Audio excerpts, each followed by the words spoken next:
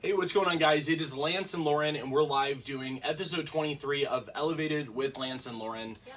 We are excited to chat with you guys today because this is one that we usually kind of reserve for our clients to kind of dive into the depth of the difference between goals and goal systems. So if you're setting goals and you're not reaching those, or you've set goals and you've met them and then you went back to your old ways, this video is for you. You absolutely do not want to miss this.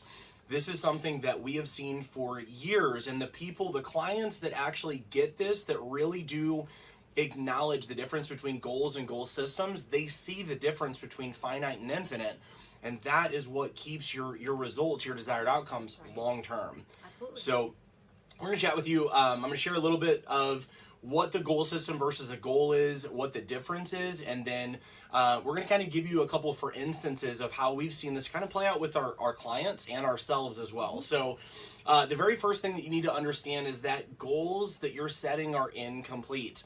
So goals are only the what part of the equation. Right. Goal systems are the what, the how, and include the why, the where, and the when. A goal system is designed to be more of a GPS, whereas a goal is just a map. So we want to make sure that if there's a downed power line, or, metaphorically speaking, using the GPS and map thing, we want to make sure that you know what to do in those, and that's what a goal system is all about. So a goal is finite, a goal system is infinite. Very first things that you want to know. The second thing is that goals only focus on reaching that one thing, and there's usually nothing prepared after that goal, okay? Or the other thing that we have is that we meet the goal, and then the other thing is that we just return back to old habits or simply feeling like starting over again. So what I mean by this is, to put this in more lay terms, is that, or in simplified terms, is this. A lot of times people will focus on this one goal. Let's say your goal is to lose 100 pounds, and your whole mission in life right now, above your business, above all the other things, is dropping this, let's say, 100 pounds. Now, over the next 12 months, let's say that you spend all of your energy, your time, your efforts on getting rid of this 100 pounds. Now, we finally get to this 12-month point, and you've dropped this 100 pounds, but now everything that you focused on for your workouts, for all of this, has been to reach one finite thing, and that is to lose the 100 pounds. Well, now you've lost that 100 pounds.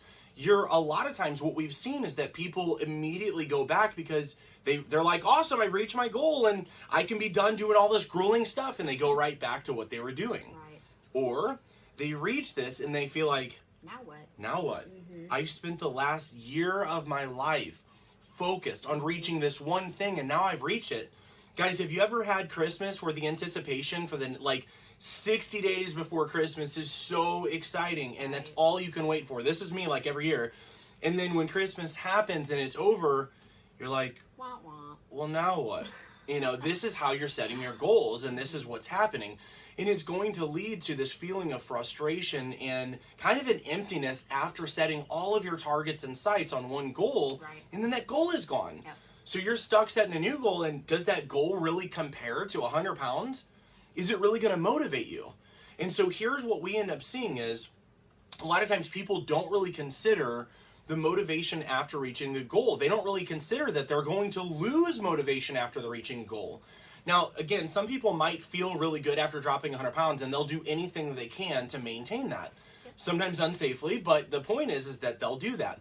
Most of the time, though, I'd say 80% of the time, what we see is that somebody reaches that goal and they're just kind of aimless after that, because the 100 pounds was something that had major emphasis. Remember, we talked about the what, the why, the how. What we call the underlying motivation, that's your why, and that's part of your goal system. So what happens is, you had a huge why for your 100 pounds. Do you have that same significance to simply maintain the loss? Do you know what that looks like? Do you have an agenda or a practice that maintains the 100 pounds, or have you only learned to actually lose the 100 pounds? Right. So this is something that, again, we see this in business, where somebody spends all of their effort reaching this one goal, but they never really learned how to run the business. They only really learned how to set these moving targets to reach this, and then they're done. That's it. They don't know what else to do. So the thing of it is that Goals tend to be very, very short-sighted, number one, and more based on short-term outcomes and emotions. A lot of times we set some goal like, I want to drop 50 pounds because I know that it's what's holding me back, blah, blah, blah. So what happens is we start setting our sights on whatever it takes to lose this 50 pounds. Do we want it slowly so it lasts? No, heck no. we want it so, yeah, we want it yesterday. So whenever we're given the options, you can do this way, this way, this way, our minds are going, that sucks, that sucks. Whoa, 30 days, I can lose all the weight? Yeah. Yep, going for that. And next thing you know, because you're only thinking about the finite, the short-sighted, you've now set these goals that are not only dangerous for your body and so on and so forth, but now, if you don't reach this goal, which most likely you won't because it's so extreme, now afterwards, you don't have anything to fall back on that's going to motivate you that says, hey, this goal was too rigid or too this or too that, so you just give up. Yeah. And we see this a lot. We do, and I even talked about this earlier today on my live, but I mentioned something about, are you the type of person that's looking for a 90-day fix, or are you looking for a permanent transformation? Because honestly, when you have a goal system and you're focused on the current goal and the goal after that and the goal after that and the goal after that, you'll find that lifestyle transformation that you're looking for. And if you do want a 90-day solution, then what you're going to have is a 90-day solution. And you'll find yourself back where you started, and a lot of times even worse off weight loss wise when we're talking about fitness. So. Well, and the thing of it is that if you've watched any of our stuff on the metabolism, you know that if you're setting a 60 or a 90-day goal, the more rigid your system is, I'm going to call it a system, but your techniques, your strategy or approach, the more rigid that is, the more likely it's going to end up causing what's known as metabolic adaptation, meaning that your metabolism is going to slow out of defensiveness because it's trying to make sure that you're not starving to death, so it begins storing fat. This is what happens when you set a short-sighted goal. You're not really contemplating the after effects. What is my body going to do? Do I need to do anything different? Do I need to fix my metabolism? Now that I've reached this goal, do I need to set something different to maintain it? These are all things that are built within the goal system that we're talking about. Anything less than that is going to, again, end up being more likely to be a temporary makeover. And that sucks. It does. And I think a lot of times, just as an example, we kind of see this where it's like somebody is doing, they're trying to get off 30 pounds in 90 days. And they take themselves down to like 1,100, 1,200 calorie diet. And here's the problem with that. You can do that maybe for 90 days. I couldn't, but you can do that for 90 days. But then what? You don't know what to do after that. So you've met your goal, but then what about keeping it off? That should be part of your goals. Well, keep it off. And the other thing too is that, again, just like what you're mentioning is that, so they set this goal to do this so it's 1,100 calories. Now here's the thing.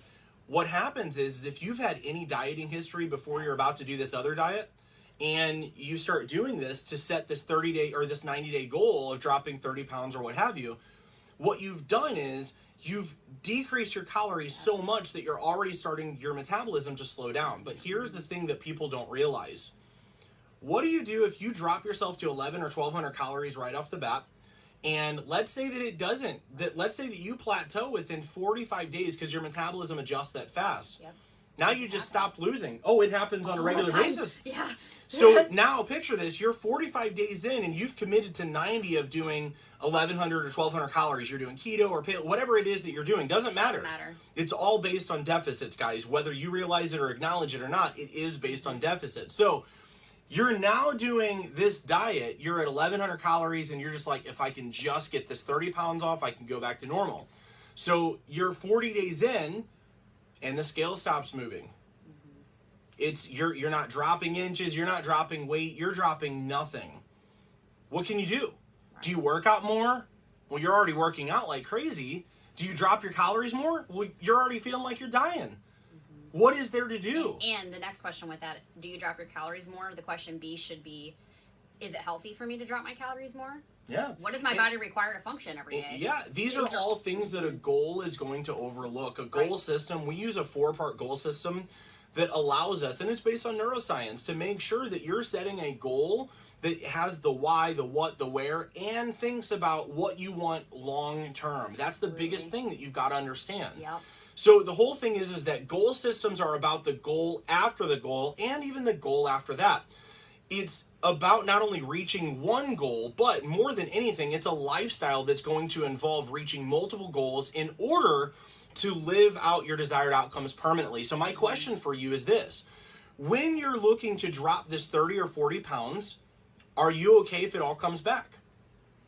I'm not. No, I mean, that, like, I had 35 pounds to get off whenever I was first starting, Right. and I would not have been okay with doing something dumb to get there and then to gain it all back. I mean, it's so hard to get it off in the first place, right? I mean, everybody can raise their hand and say, yeah, sometimes it sucks getting it Right. off. So here's the best way that I can say this, guys, is that I think that one of the this'll help. A goal is more like this. A goal is where you set a desired outcome of going on vacation this year with your family. So you decide you're going to save $2,000 to go on. Now, again, that's most likely not a very good vacation nowadays. It is 2021, so it's probably going to be about $47,000 just to get you and your partner there. Never mind the kids. So, nevertheless, what happens is we've got this goal. Now, there's no actions, there's no habits, there's no decisions on what to do to reach the goal. It's basically throw whatever you can against the wall and hope it sticks. Right. So this is what happens. People basically save every penny. They cut out going to fast food, going to restaurants. They're going to make this goal happen. Yeah. Okay? So they do. They do really good. They make a lot of sacrifices and they reach this $2,000 and they go to vacation. Now they get back from vacation and then they're already thinking like, dang, that was a lot of money. I'd love to go again next year. Or maybe your kids are going, hey, that was great. Are we going next year? And you're like, gosh, dang, man, it was like it nearly ended my life just to save up for, for the $5,000 or $47,000 it was to Right. fly. And now you're wanting to, oh man. So this is sort of the scenario of what a goal looks like. Yeah. You set this thing and it's done, but you don't have any plans thereafter. So here's what normally happens. Dad and mom come back from the vacation after getting there, and they're like, oh, we can breathe. That was good. Yes, we don't want to go back to work, this, that, and the other, but we can go back to fast food and the living. So now what happens is they stop saving for the next vacation. The vacation isn't even on their mind. 6 months later, they realize, we need a vacation. Work sucks. Let's go. So now they're like, crap, we've got to come up with $2,000 again, or 47, depending on what it is. This is what a goal looks like. My question for you is, when you go on that vacation, are you okay going on one and done and that's it? Or would you like to be able to go on vacation every year? A goal system looks like this. Instead of saying, hey, let's save $2,000 to go on this vacation, we're instead going to go, let's actually save about $400 a month Right. every month for the remainder of time, Yeah. so that we can go on vacations every single year. And here's the cool thing. When you do that, you're going to have a month that all crap hits the fan, and you're not going to be able to put back that $400 on a certain month because life just happens sometimes, and your cat vet bill was $4,000, right? But the good news is because of the fact that you've been sowing seed into that fund all the time, a small month or a month or even two maybe out of the calendar year of that happening isn't going to make a dent in the progress of you being able to go on vacation. Because if you're setting a goal system where you're thinking about what we teach, margin, making sure there's balance and boundaries, making sure that you're thinking about how things work, you're not just setting some sort of goal or goal system that is going to barely make you get to the $2,000 it takes for the vacation. Yeah. What you're going to do is most likely you're going to be saving $100 or $200 a month more than what you need. Why? Because margin, and that way it gives you margin for when life happens. Right. Guys, this is what we do with our system for our clients. We don't just write them up a meal plan and be like, follow this and you're going to get there. We teach them the why behind the what and help them to set real goal systems, because these goal systems say, instead of just losing this 30 pounds, I want to commit to these habits that will not only cause me to lose the 30 pounds, but will also, these habits are congruent with what we need to keep the 30 pounds gone and to start working on new adjustments. Right. Do I want more muscle? Yes. Do I want more body fat? Maybe that first goal was just your milestone. Yep. A goal system makes room for that, whereas a goal does not. Again, a goal system includes goals, but goals do not include a goal system. So a goal system should include your why, your underlying motivation, your what, which is the desired outcome that you want to achieve, along with how consistent you want to be with achieving it. Yeah. And then again, making sure that you come up with the how. What is the how? The how is, what does it take? And what you normally do is you figure out the desired outcome and then you reverse engineer. That's it. Yeah. If I know that a client wants to lose 60 pounds in 6 months, I know that that's approximately, well, it's right at 10 pounds, but I know that it's about 8 to 10 pounds a month that we've got to lose. So what do? Is I go, okay, well, if we're going to lose 8 to 10 pounds a month to reach this goal, what does each week look like in order to reach that monthly goal? And then what does it look like each day? Yeah. Now, guys, we have a goal system. Yeah. This goal system is, again, the way that we put it is this. Goal systems are going to help you have a GPS of habits and actions to align yourself with to reach that desired outcome, but also ensuring that it's not temporary. A goal is basically just like a map. That's it. Yeah. Nothing more. It's only going to tell you what was. It might be better than no map, but it doesn't even close to compare to a GPS system that says, hey, there's a wreck up north, make a left here, or save yourself 7 minutes by making a right. That's what a goal system is. It makes room for life, for the consequences, for the obstacles, for the things that you didn't prepare for. That's the whole key. Yeah. So the last one is that goal systems, when we're talking about goal systems, we use a 4-part, like I mentioned.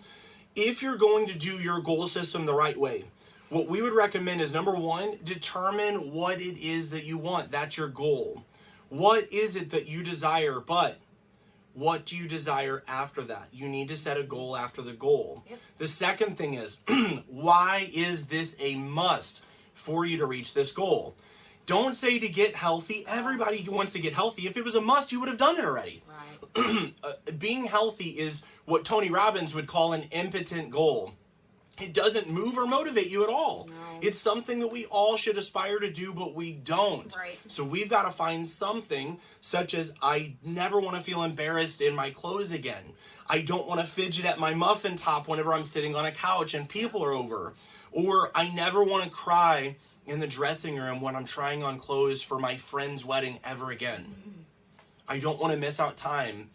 I don't want to pick a fight with my spouse because I'm feeling insecure and their compliment to me really irritated me because I don't see that about myself. Right. These are all the things that happen when we're only setting a goal. Yeah. So a goal system is your lifeline that's going to be your how, the why, the what, the when, and it's also going to help you to not only reach one goal, but goal after goal after goal. The goal system that we're talking about is infinite because it focuses on all of the questions that you need to not just lose that 30 pounds, but to actually maintain that for life without sacrificing or neglecting your family, friends, and career just to do it. Yep. Does that sound better than setting a goal that you reach and then fall flat on your face or go backwards to? I mean, I would say yeah. Definitely. So, with this being said, guys, it's up to you what you do with this, because the fact is that knowledge is not power. This is the information age, and we have more information than we know what to do with. And the fact is that a lot of times people are reaching out to us looking for information, but guys, the information's out there. Mm-hmm. What we have is a system. Yes, we have information. Yes, we're going to help you with things and teach you, but the system based on neuroscience and psychology and human pathology to determine what it is that we do on a regular basis so we can overcome those things and get where we want to go. That's what a goal system has in store for you. Agreed. So anything else you want to add? I know we deal with this a lot. What clients are usually kind of shocked at first, realizing that they can do things in mini milestones, because sometimes clients will come on and go, I don't feel like I'm doing enough. I'm not, and start freaking out. We remind them the goal system is designed to help you reach your goals and to make sure that you keep that and sustain it indefinitely. No, I think the only thing that I'll add is I think a lot of times at least what conversations that we've had with clients is they love how flexible our system is, and that's such a shift for them. And they notice that, yes, are they going about their ultimate goals, weight loss, body fat, whatever you want to describe that, in a slower process? Yes, we're not doing a 90-day transformation because it's not permanent. Right. But they love that because it allows room for error as well. And it allows that whole perfection mentality.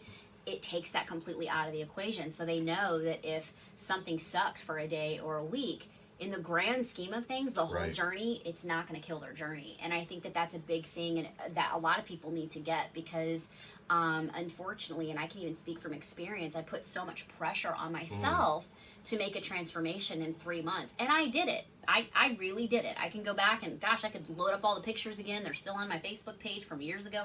I did it. The problem was, at the time, we didn't have this knowledge that we have now, first of all. For sure. But I didn't understand that the what I did to get there was not sustainable. Yeah. And I really had to alter that, because I was honestly miserable with the way that I was living. And when we started to shift that, all of a sudden things started to shift for me. Guys, the big thing, the big takeaway that I really hope that you'll get from this is that when you're setting goals right now, you may not realize it, but you really are setting very finite and temporary goals. My question for you is, just like we talked about that vacation, if you knew that there was a slightly slower way to do this that made room for flexibility, for errors, and guaranteed that you not only reached your goals but met that goal after goal after goal and kept off the weight forever, would that be worth it to you? Right. I know for us, our clients being able to lose a little bit slower, and again, is it slower because it doesn't work? No. No. Slower because it's by design. We mathematically make it so that our clients are not able to Miserable, lose as Yeah. much as what others do. Why? Number one, we don't want to crash their metabolism. Nope. Most people have no clue about the metabolism, and so they really have no clue that their trainers or their coaches or whatever are really just destroying that metabolism in order to reach a very temporary goal. It's short-sighted and it doesn't work.